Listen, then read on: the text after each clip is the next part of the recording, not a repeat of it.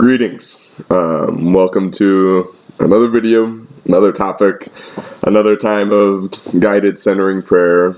That'll come at the second half of this video.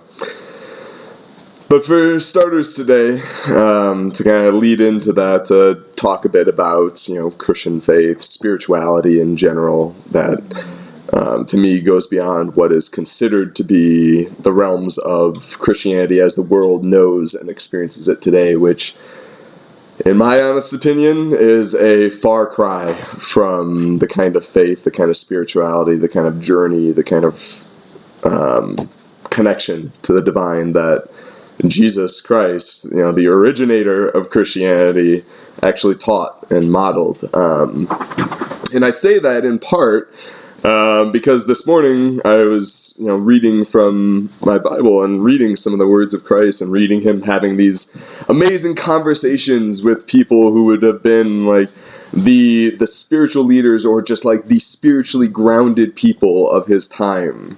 And they were having this debate about going back and forth between like Jesus saying, I'm of my Father and I speak of the things that my Father shares with me, but you speak of your Father, like talking about their earthly father, and they're like, no, like we're not products of any brokenness, like our Father is God. And then like that seems to be this moment where Christ kind of turns and he kind of gets a bit more harsher, a bit more direct, and he starts saying things like, you are not of your Father. You don't know the Father. Like you are. Let me just read it for you.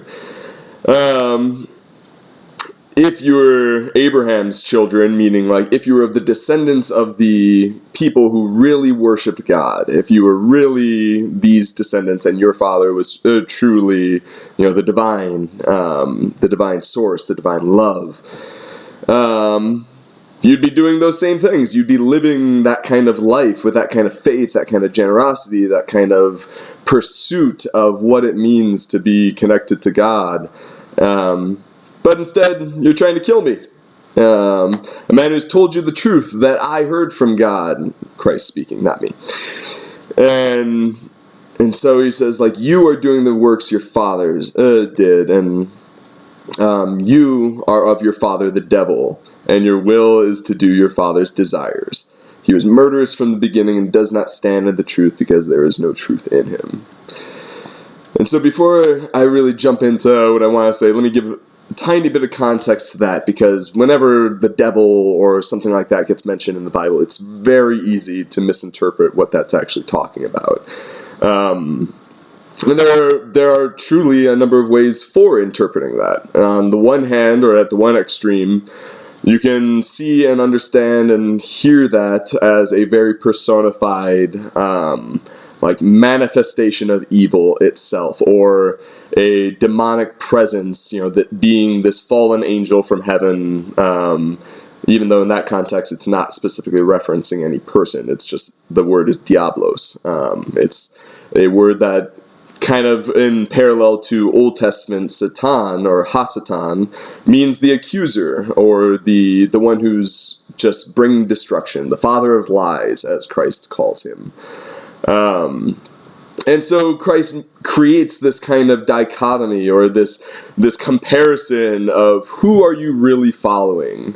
Like you, and he accuses the Jewish people he was speaking to at that time that they are following the father of lies, this father who's been murderous, who wants nothing but destruction and bad things.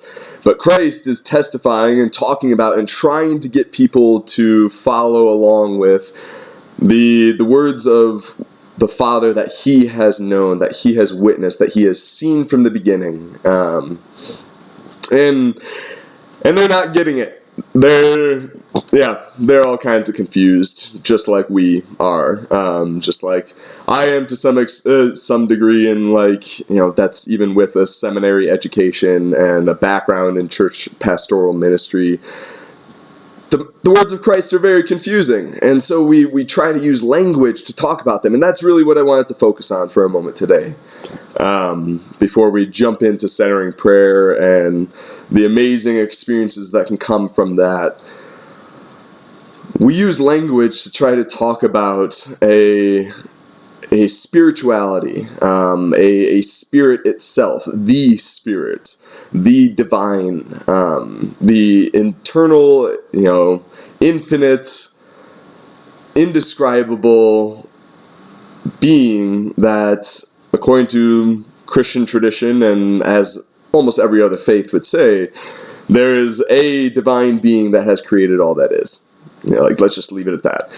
And so we work from there to say, all right, this divine being has created all that there is, and this divine being desires to be known and experienced and felt, and that was the role of Christ. That was what Christ came to do, to repair, to change, was this disconnect that happened between humanity, us, and one another, and the divine, and to heal the brokenness, to heal the violence. That's why Christ says, your Father has been murderous since the beginning. He wants nothing but lies, or speaks nothing but lies and accusations, and there's some very real ways in which we have known, and in a kind of continuous way, still struggle with that presence in our lives, with the presence of our, earthly fathers or mothers, and the earthly things that have formed us. And I want to say, the big point that I just wanted to get across, or just the seed that I wanted to plant and just leave out there for you to think about, is that spirituality is really, to use modern language in the same way that Christ was using the language of his day. To use modern language, spirituality is related to consciousness itself. Spirituality, more than thought, more than emotion, more than physiology and our nervous system and our amazing brains and all these components that make up who we are. Consciousness is a huge mystery.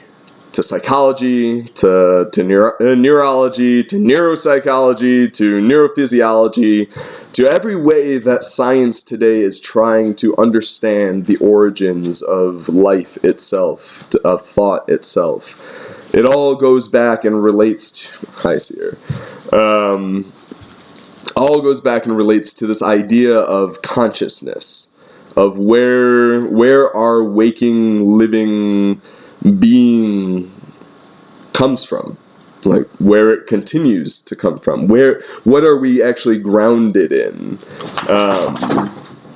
and that is what I think a lot of language today refers to as consciousness, this part of ourselves that our thoughts and emotions come from, but it is also more than our thoughts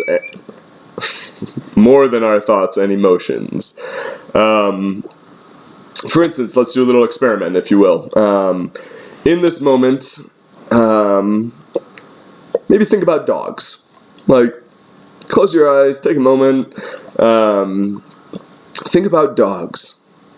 Think about the way, as you do, notice in yourself any shifts in just bodily sensation, maybe it's related to a tightness in your shoulders, or some sort of a lightness in your chest, or maybe a heaviness and tightness in your chest if you've had bad experiences with dogs. Get out of here, go. But notice as you feel those things, or as memories come up and that makes you happy or sad, and or whatever the case may be. Go. Notice the fact that you can notice those things. So Inception, double step outside, in this moment, you're conscious, you're watching this video, and then you can consciously go back and track what's happening as you think about this idea of dog, or this memory of dog. And that causes certain reactions, certain things to happen within you that, to some degree, you don't always control. But then you can go a step further to notice the fact that you're watching these things. You can step back a little further if you just kind of slow down, if you keep Keep taking some deep breaths and just notice the fact that you can actually observe these sensations throughout your body. You can observe the thoughts and the memories as they begin to pop up around your we'll call it your field of awareness, which is your waking thought and consciousness. And all these things take place, and you can keep noticing them.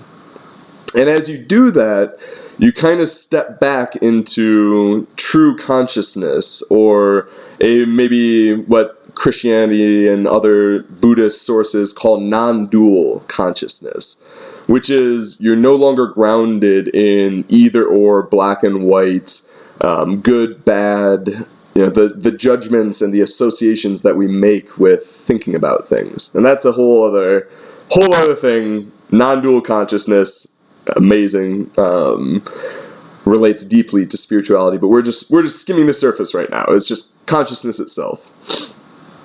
So your ability to step back and notice that you're feeling, notice that you're thinking, notice that these things are coming up, that's kind of tapping into true spirituality. That's tapping into spiritual experience and your spiritual self. That's tapping into consciousness.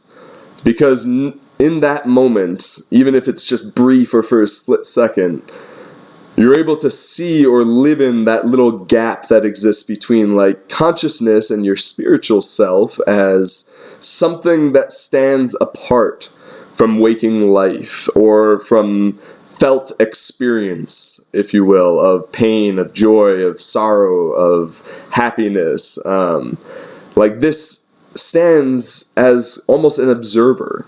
And then there's like all of our thought, all of our sensation, all of our emotion and reaction to all these things, and all of this tends to just kind of move and swirl. It rarely stays still for very long, and that's in part because of the way in which we live our lives. We don't live very still lives. We don't live in a way that helps this become a place of stillness, of clarity, of peace. Instead, most of us are just moving through life at such a pace to survive, to do one thing after the other, to have one experience after the other, to avoid pain and get more pleasure, and whatever that looks like for us. We all have our programs to get that and to avoid that, whether that be drugs or jobs or family or love or sex. Like we all have those things that help us kind of ground this experience, but we rarely step across this gap here, this tiny little gap, into true spirituality, where we move beyond the thought, beyond the emotion, beyond the swirl and the chaos that is constantly going on and taking place. And we rarely move into that.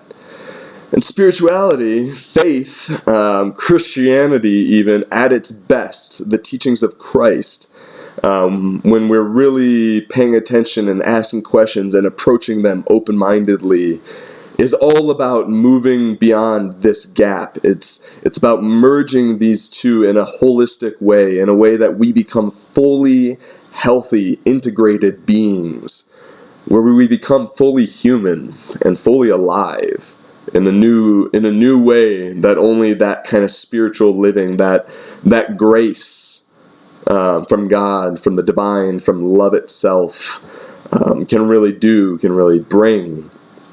Because as we remain trapped over here on this side, with our thoughts, our emotions, our sensations, our bodily experience of life, we tend to be victim to that to some degree. And you'll see that all over the place. You'll see that in your own life if you start to pay attention to it. But as we move into true spirituality and true connection to God and to ourselves, to love, to the universe, to others, we experience no longer that kind of separation, but we recognize that there is this kind of unity within us, this unity with love, and that unity that then helps us connect to others. because we recognize that everyone is living to some degree with this separation, or with the pain of trying to bridge that separation, of trying to find whatever we can that will help us get back to that source of true love and life and thriving and happiness that comes with that kind of non-dual, pure consciousness and spirituality. And that is all a gift. That is a grace. That is a capacity that we all have, but it's also a learned skill. As life happens and we commit to all these things over here, I'm going to keep using this kind of imagery. As we live in this sphere of life and reality, that becomes more and more what we take to be true reality. And so we look to that for the solution to move through it and to move beyond it. And if we give up in that, we accept that this is all there is, and we become generally self-serving, violent, greedy, just focused on what we can do to get pleasure and avoid pain, and that becomes more or less the pursuit of our lives. And we lose sight of all that we are capable of, all of our amazing potential, all of your amazing potential and possibility, and we just try to survive. But spirituality, what Christ was about, what God is about, what the divine love is about thriving and moving beyond that into something more, into a reality that transforms our lives and transforms the swirl and the chaos and the black hole of all this, and moves us into a new place where there is so much possible for our lives and for humanity and for our future. But for as long as we're subject to this, it just becomes crushing and consuming, and we lose sight of the light of what is possible. And so all that, consciousness is related to spirituality, is to some degree spirituality itself, in ways that we're still coming to understand. I don't have all the answers for it. No one does. And anyone who tells you they do is selling something, or they're lying to you, or they're just blissfully ignorant, we'll say. But spirituality begins with the humility to say that all of this, all of my programs, all of my pursuits aren't working. There's something deficient about them. And so we move through solitude, through silence, through mindful meditation, through generosity, through compassion, through all these things that physically take us outside of ourselves and human experience, by serving other people, loving other people, living graciously and generously. All those things are practical things that we can do in waking life that affect our sense of spirituality and our sense of self, and what our consciousness is really grounded in. Because if we're living out of love, we're going to become more attuned to where love is, which is over here. And centering prayer, what I fully believe in as a core practice of Christian spirituality that has been slowly resurfacing, but present throughout the last 2,000 years, and is just the key to moving beyond this kind of stuck place that we're at in our culture and in our society and in Christian theology right now. Centering prayer is all about just taking a small period of time. The simple prescription is 20 minutes a day, or 20 minutes at a time, twice a day, and committing to moving beyond this gap. Because as we move into a period of stillness and silence within us that you can do anywhere, at any time, whether that be in the outdoors, where I love taking retreats in groups of people, or in your living room and just sitting still, it's about, for that moment, living with the conscious intent to move into this sphere, to move into this presence of attention, of focus, of intention, which is to say, all we have to do in centering prayer, all we have to do to bridge that gap, is orient our will around moving into it, of moving into the place within ourselves where we are recognize that we have a core of goodness and love that we have been gifted with, where God is already active and present. Like if you have felt love, you have felt God, and that is a gift. And there are ways in which you can tune into that you can tap into that and experience that more fully, more deeply, more beautifully. And then out of this time of centering prayer, as you learn to do that, as you learn to navigate all the chaos that comes up in solitude and silence, as you learn to navigate that translates back into your waking life and your day-to-day rhythms and habits. And that gap becomes smaller and smaller because you realize more and more that there really is no gap. That gap is something that we create, that life creates as we become more focused and forget that we are more than the sum of our parts, that our thoughts and our emotions don't define us, and that there is a way to choose what we are going to love, choose what we are going to be attached to, choose the kind of true self that we were really made to be, and learn with practice, with intentionality, how to more faithfully and fully live out of that true self that is already within you. You have all the gifts, all the beauty, all the love you need. It's just about learning how to move into that, how to tap into that place where the divine is already present within you. And so right now, I would invite you to get comfortable, to join me for 20 minutes of centering prayer that we'll do together. I use an app called Centering Prayer that you can find on the iTunes Store or Google Play. And the main screen kind of looks like this. You can choose all the settings yourself.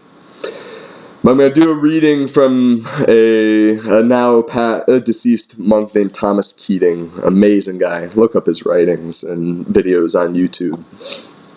And you'll hear a gong, and that'll signal our beginning to this time. And during that time, as you notice thoughts and emotions and memories and to-do lists and all these things come up, whether it's the most amazing epiphany that you feel God has gifted you with, or the hardest memory, be present in your breath and grounded in that, and choose one word that really demonstrates that singular desire to move into this place of love within yourself. And that can be the name of Jesus, that can be the word love, that could be peace, patience, kindness, it could be hope. Just choose one word. It doesn't have to be a fancy word, just something to ground that intent. And as you notice all these things kind of coming up and all these thoughts, all these emotions, the trick is to not react, to not respond, to not hold on to them, to not get caught going into them, but you will. Be gracious, be kind to yourself. The trick is really to release them, and return through that one word, through that grounded intent, back to that place within yourself where love, where beauty, where goodness, where the divine dwells, where pure consciousness and spirituality is already at work, is already present. We're amazing creatures. All of this is experiments to try to connect to the divine more, but this is a beautiful, amazing practice that with time, with intentionality, with patience, can transform your life. So, get comfortable, take a few deep breaths, close your eyes if you want. I'm going to start the reading in a second as I kind of ground myself, because I've been talking for a while and I get excited, so I have to ground myself too. But you'll hear one gong, 20 minutes, 3 gongs, or tunes, notes, whatever you want to call it. And that'll be the signal to just open your eyes, to kind of come back to the room, to the space in which you are, and I'll close with a reading from a psalm. That was a lot.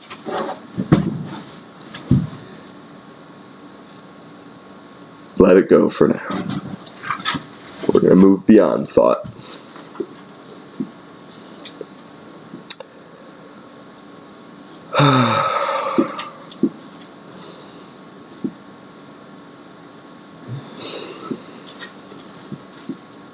To hope for something better in the future is not the theological virtue of hope. Theological hope is based on God alone, who is both infinitely merciful and infinitely powerful right now. Here is a formula to deepen and further the theological virtue of hope, with its unbounded confidence in God. Let whatever is happening, happen, and go on happening. Welcome whatever it is. Let go into the present moment by surrendering to its content. The divine energies are rushing all around, past us at every nanosecond of time. Why not reach out and catch them by continuing acts of self-surrender and trust in God?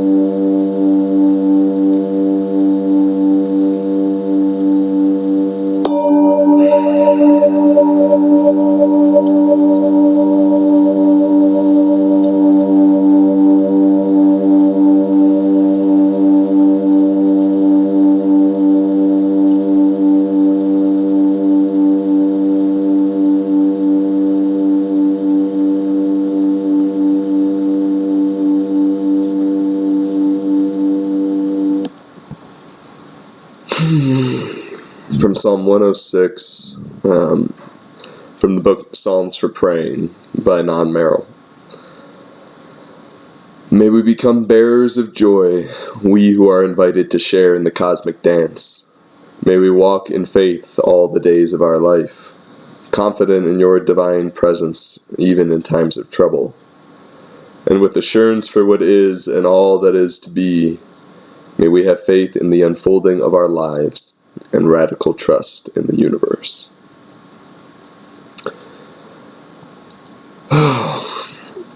Whatever happened, whatever you noticed coming up, whatever was strong or really powerful or really great or really hard, whatever label you might attach to the experience of what you just experienced in that stillness and silence and solitude. Well, silence with the exception of the dogs.